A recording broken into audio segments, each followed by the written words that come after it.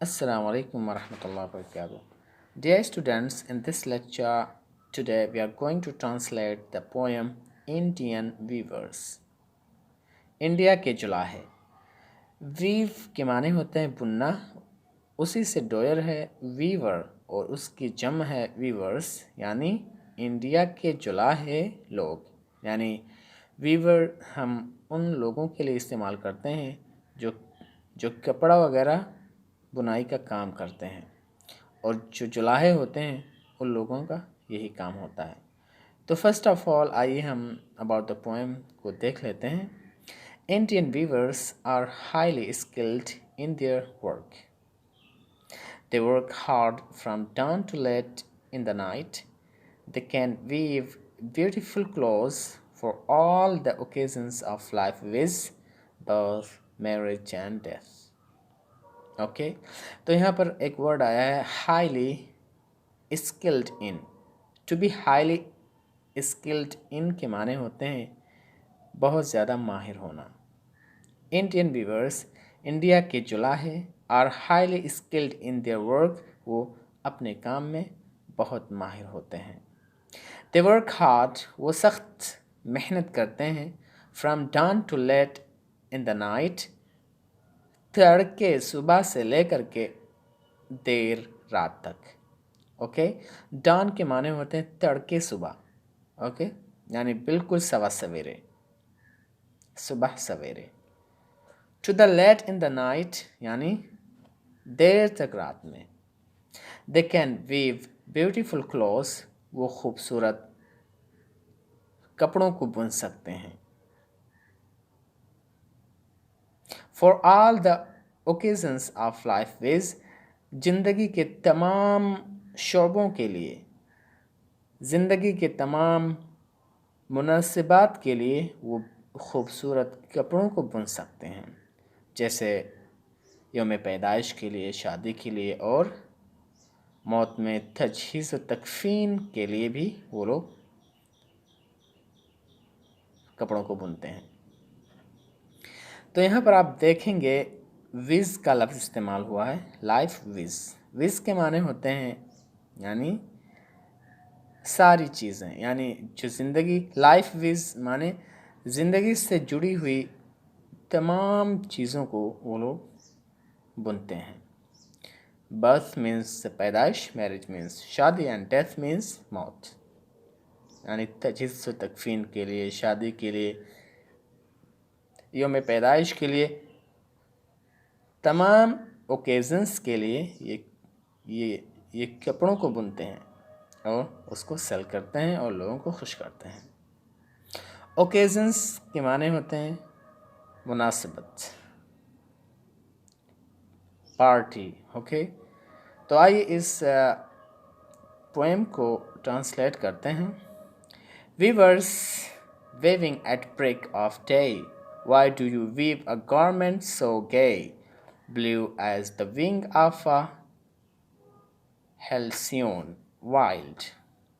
We weave the robes of a newborn child. Weavers weaving at the fall of night, why do you weave a garment so bright, like the plums of a peacock purple and green? We weave the marriage wheels of a queen. Weavers weaving Solomon is still, why do you weave in the moonlight chill, white as a feather and white as a cloud? We weave a dead man's funeral shroud. तो ये रहा हमारा poem का reading. अब आइए इसके अल्फाज माने और ट्रांसलेशन को देखते हैं। Weavers weaving at the break of day. Break of day के माने होते हैं सुबह सवेरे, तड़के सुबह। ओके एंड वीव के माने होते हैं बुनना, एंड वीवर्स माने होते हैं बुनकर। जो कपड़ों को जो बुनते हैं उनको क्या कहते हैं? वीवर्स कहते हैं। Weavers weaving at the break of day, बुनने वालों जो तड़के सुबह बुन रहे हो। Why do you weave a garment so gay, क्यों तुम लोग एक कपड़े को काफ़ी खूबसूरत बुनते हो। ओके, तो यहाँ पर गारमेंट मीन्स होता है ड्रेस, कपड़ा। गे माने होता है ब्राइट एंड कलरफुल, यानी चमकीला और रंगदार अगर कोई चीज़ है तो हम उसके लिए गे का वर्ड इस्तेमाल कर सकते हैं। लेकिन गे का एक और इस्तेमाल है जो कि निगेटिव माने में होता है, वो आप लोग जानते होंगे, मुझे मालूम है। Blue as the wing of a halcyon wild. तो यहाँ पर आप देखेंगे हेल्सियन, हेल्सियन माने होता है किंगफिशर, एक चिड़िया का नाम है जो कि काफ़ी खूबसूरत होती है रंग में, अपने कलर में। विंग माने होता है पंख, दखना। ब्लू मीन्स होता है नीला, एंड वाइल्ड माने होता है जंगली। We weave the robes of a newborn child. robes माने होते हैं ड्रेसेस, गवर्नमेंट के माने में। न्यू बोर्न माने होता है वो लड़का जो अभी अभी पैदा हुआ हो, उसकी उम्र ज़्यादा ना हुई हो, तो हम उसको क्या कहते हैं, न्यू बोर्न। तो आइए इस के ट्रांसलेशन को देखते हैं। Weavers weaving at break of day, बुनकरों weaving at break of day, जो तड़के सुबह बुन रहे हो। Why do you weave a garment so gay, क्यों बुनते हो एक कपड़े को, एक ड्रेस को इतना चमकीला और रंगदार। Blue as the wing of a halcyon wild, इतना नीला जैसे कि वो एक जंगली किंगफिशर के पंख का रंग हो। वी वीव, तो मतलब वो जवाब देते हैं, वी वीव हम बुनते हैं, the robes of a newborn child, एक नया पैदा होने वाले बच्चे के गारमेंट्स को, कपड़े को। ओके, तो newborn means a child who is born newly today और यस्टरडे। तो आइए आगे चलते हैं, इस पोएम के ट्रांसलेशन को देखते हैं।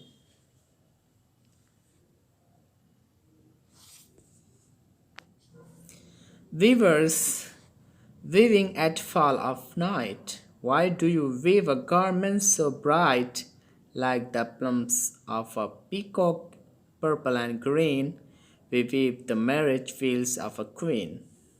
तो यहाँ पर आप देखेंगे fall of night, fall of night के माने coming night, coming of night, dusk, यानी जब रात होने लगती है, सूरज जब जब डूब जाता है, तो वो वक़्त जो होता है तो हम उसको क्या कहते हैं, फॉल ऑफ नाइट कहते हैं।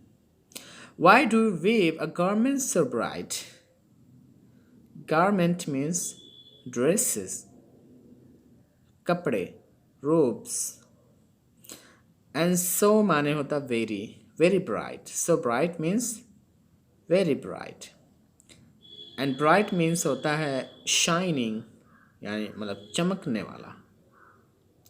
Like the plumes of a peacock, and plumes के माने यहाँ पर फीदर्स, फीदर्स मीन्स होते हैं जो मतलब जो पंख होते हैं पिकॉक के, एंड पिकॉक के माने होते हैं मोर। पर्पल मीन्स होता है मतलब फाटे वाला जो कलर होता है, उसको हम क्या कहते हैं, पर्पल कहते हैं, एंड ग्रीन मीन्स हरा। तो वो लोग जवाब देते हैं, we weave the marriage veils of a queen. Veils के माने होते हैं नकाब या घूंघट, यानी ऐसा, यानी एक पोशाक होता है, एक ड्रेस होता है जिसके ज़रिए से औरतें अपने चेहरे को ढकती हैं तो हम उसको क्या कहते हैं? वेल्स कहते हैं। क्वीन के माने होते हैं रानी, ओके, राजकुमारी। नो, क्वीन मीन्स रानी। ओके, मैरिज मीन्स शादी। मैरिज वेल्स यानी शादी का निकाब या शादी का घूंघट। तो आइए इसके ट्रांसलेशन को देखते हैं। वीवर्स, ऐ बुनकरों, weaving at fall of night, जो बुन रहे हो शाम के वक़्त सूरज डूबने के बाद। Why do you weave a garment so bright, क्यों बुनते हो तुम लोग एक ड्रेस को, एक कपड़े को इतना चमकीला, इतना शाइनिंग, क्यों? Like a plums of a peacock purple and green, जो कि मोर के पंख की तरह से होते हैं, भाटे के यानी कलर जैसे, और हरा। यानी ये जो कपड़ा है इतना शाइनिंग, क्यों इतना अच्छा होता है, जो कि रंग में पर्पल होता है और हरा होता है, मोर के उस पंख के जैसे। यानी मतलब जो मोर का जो पंख होता है वो भी काफ़ी खूबसूरत होता है, काफ़ी ब्राइट, शाइनिंग एंड गाउडी होता है। इसी तरीके से क्यों मतलब ये बुनते हो इतना अच्छा, इतना खूबसूरत? तो जवाब देते हैं, वी वीव्स, हम बुनते हैं, the marriage veils of a queen, एक रानी के शादी के नकाब को या घूंघट को। ओके, तो ये स्टिंजा हो गया। अगला वाला स्टिंजा देखते हैं। Weavers, weaving solemn and still, why do you weave in the moonlight chill, white as a feather and white as a cloud? We weave a dead man's funeral shroud. Weavers, ऐ बुनकरों, weaving solemn and still, जो संजीदगी के साथ और खामोशी के साथ बुन रहे हो। Why do you weave in the moonlight chill, क्यों बुनते हो तुम लोग चाँद की रोशनी में, ठंडे दिन में। White as a feather, जो कि सफ़ेद होता है एक पंख की तरह से, and white as a cloud, और जो सफ़ेद होता है बादल के सफ़ेद होने की तरह से। क्यों यानी इतना सफ़ेद तुम लोग पोशाक को बुनते हो? तो फिर क्या जवाब देते हैं? वी वीव, हम बुनते हैं, a dead man's funeral shroud, एक मरे हुए आदमी के तजहीज़ व तकफीन के लिए कफन को। ओके, तो यहाँ पर आपने देखा काफ़ी सारे वर्ड हैं। सोलेम के माने होते हैं साइलेंट, क्वाइटली, यानी साइलेंटली, क्वाइटली, सीरियसली आप कह सकते हो। स्टिल माने होता है खामोशी से, silently, quietly, okay. And chill के माने होते हैं कोल्ड, ठंडी चाँद की रोशनी में, ओके।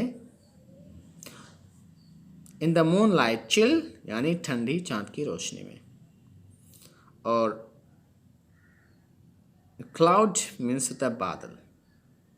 फेनरल मीन्स होता है तजहीज़ व तकफीन, एंड श्राउड मीन्स होता है कफन। ओके, तो